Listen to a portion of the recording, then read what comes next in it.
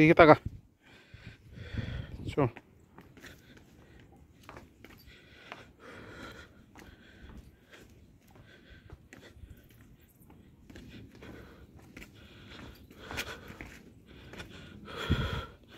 আমরা এখন নেমে যাচ্ছি আশিরকট ফোর্ট থেকে। অনেকটা সিঁড়ি, অনেক।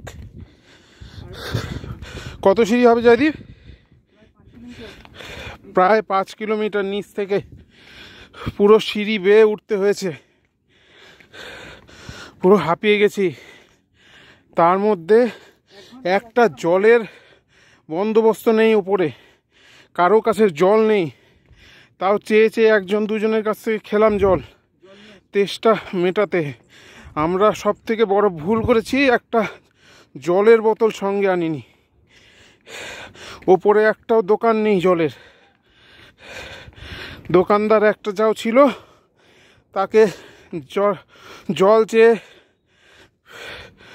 বলল জল শেষ হয়ে গেছে।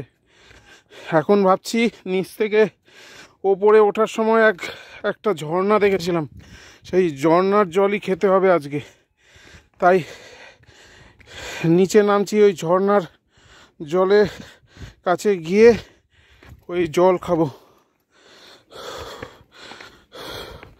5 কিলোমিটার উঠলাম, আবার 5 কিলোমিটার নামতে হবে।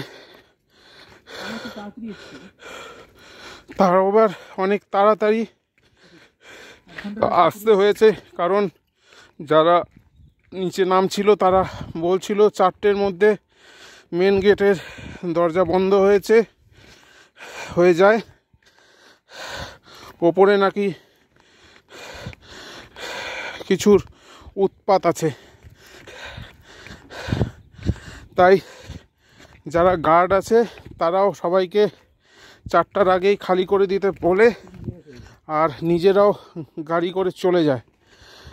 আমরাই লাস্ট এই ফোর্টে, এই 2 জন আমরা একা একা নিচে নামছি, আর কেউ নেই এই কেল্লায়। ঠিক আছে, রাখছি। নিচে গাড়িতে পৌঁছে আবার দেখা হবে।